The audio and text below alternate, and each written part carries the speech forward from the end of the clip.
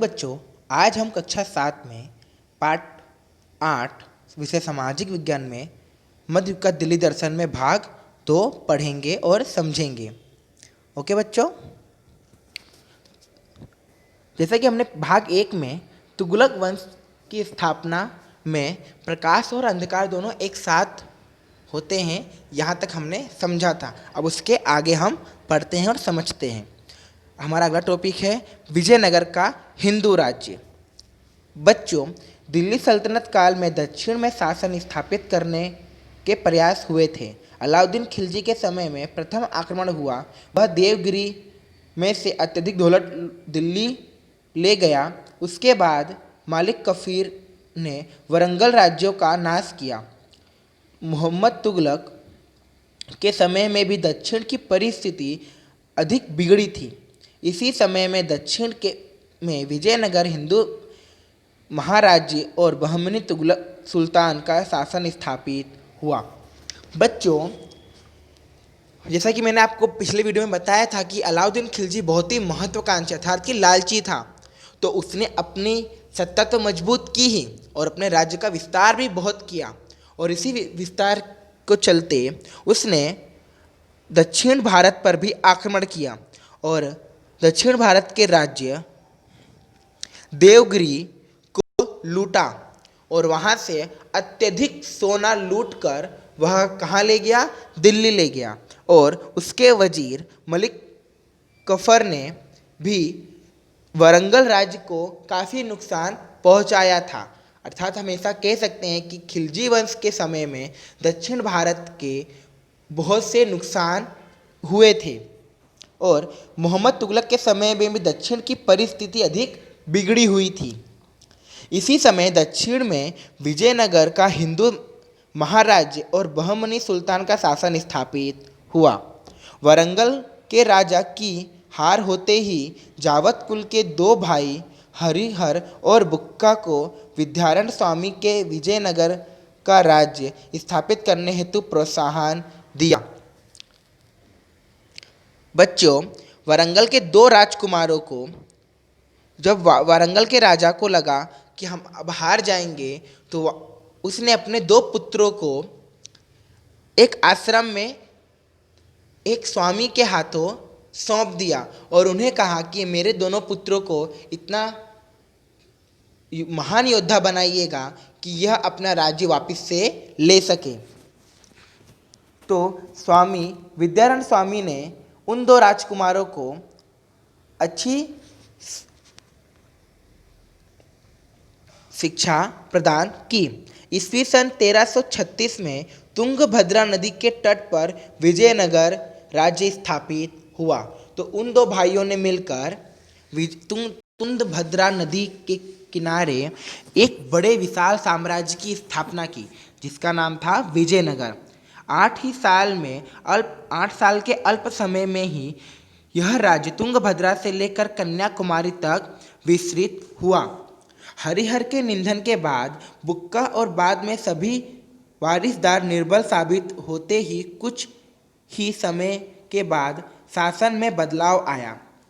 अर्थात बच्चों कि हरिहर के मृत्यु होने के बाद उनका छोटा भाई बुक्का और अन्य वारिसदार जो कि राजा के बाद राजा बनना चाहते थे, उनकी सत्ता बहुत ही कमज़ोर पड़ गई और धीरे धीरे दक्षिण भारत की सत्ता में बदलाव आने लगा।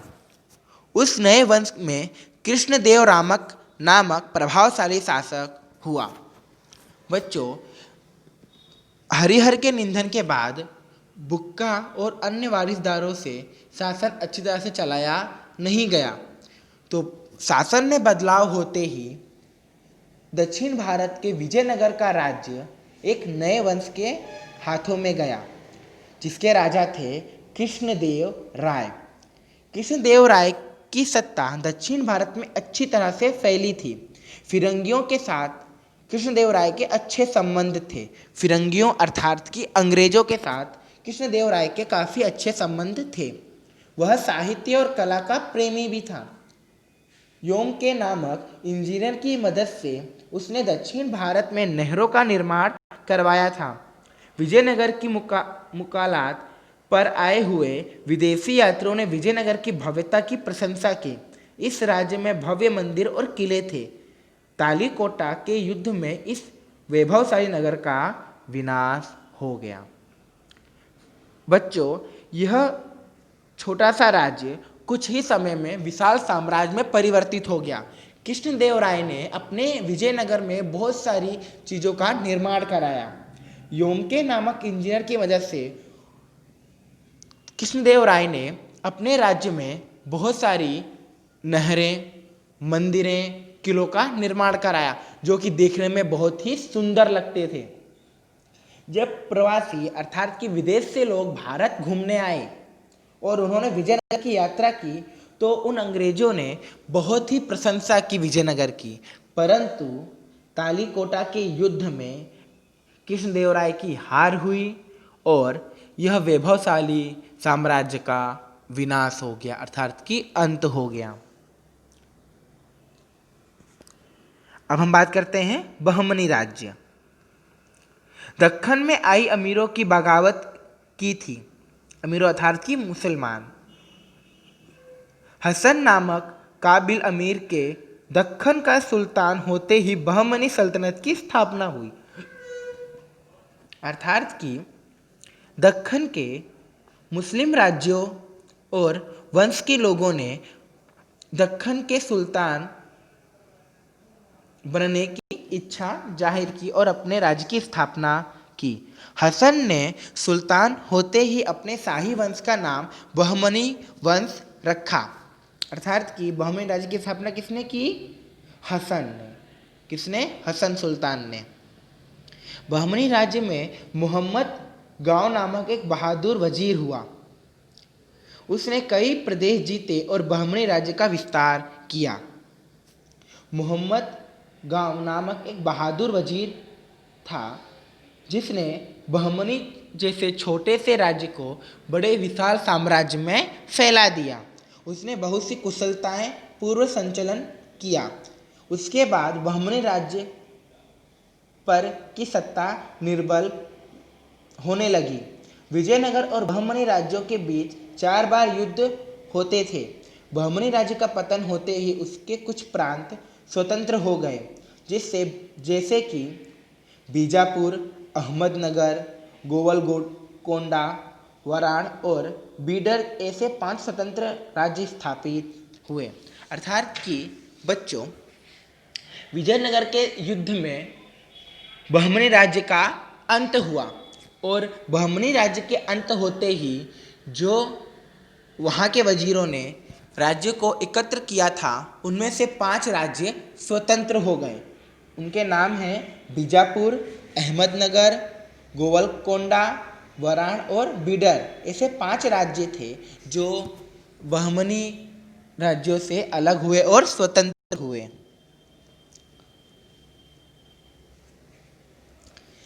अब हम बात करते हैं दिल्ली सल्तनत का अंत।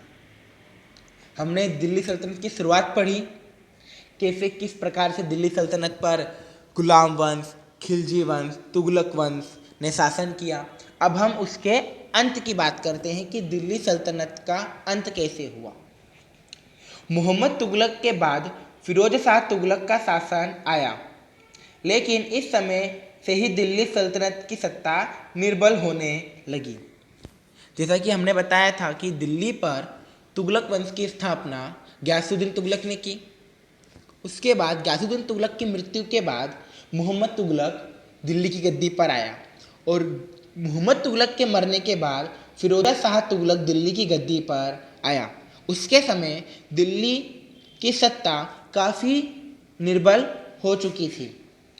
तुगलक वंश के शासन दौरान तैमूर ने दिल्ली पर आक्रमण किया। तैमूर एक अफगान था। दिल्ली को लूटा।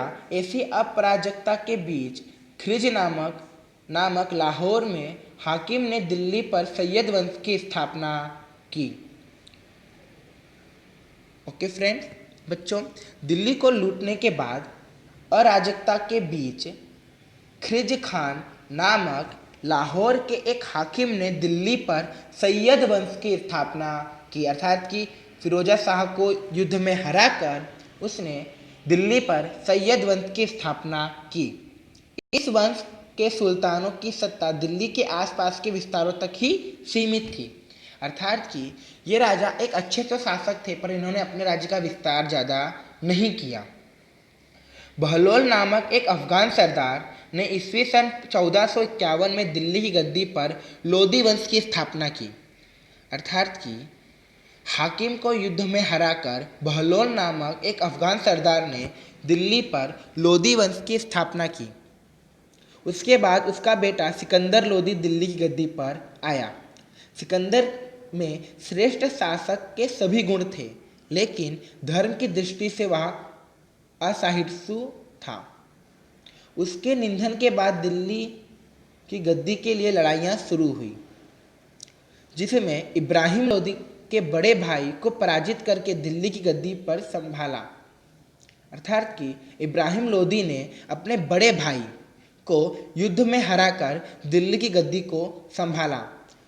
उसके अहंकारी व्यवहार से अमीर नाराज हुए। संपूर्ण राज्य में उसका विरोध हुआ, अर्थात कि इब्राहिम लोदी एक अच्छा शासक नहीं था, वह एक लालची शासक था, जिसकी वजह से वहाँ की आम प्रजा और वहाँ के रहने वाले मुसलमानों ने उनका कड़ा विरोध किया और उनकी सत्ता चलने नहीं दी। इस समय काबुल के बादशाह बाबर ने दिल्ली पर आक्रमण कर दिया। ध्यान समझना बच्चों, दिल्ली पर सल्तनत काल की स्थापना से लेकर उसके अंत तक की कहानी हमने इसमें पढ़ी है। तो बच्चों कि दिल्ली सल्तनत का अंत कैसे हुआ अब वो हम समझते हैं। जिस समय इब्राहिम लोदी दिल्ली की गद्दी पर था, उस समय अफगानिस्तान की राजधानी काबुल में बादशाह बाबर का शासन था। बाबर एक मुगल था।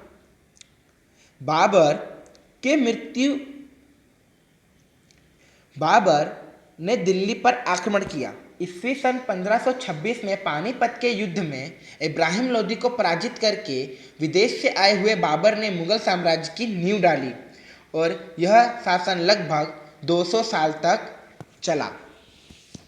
तो बच्चों, दिल्ली सल्तनत का अंत होते ही दिल्ली पर मुगलों की वंश की स्थापना हुई। और मुगलों की वंश की स्थापना किसने की? बादशाह बाबर ने। किस सन में? 1526 में। तो बच्चों, ये था हमारा दिल्ली सल्तनत का अंत। तो आई होप आप लोगों को ये पाठ अच्छी तरह समझ में आया होगा। तो हमारा पाठ यहीं पर समाप्त होता है। वीडियो देखने के लिए थैंक यू।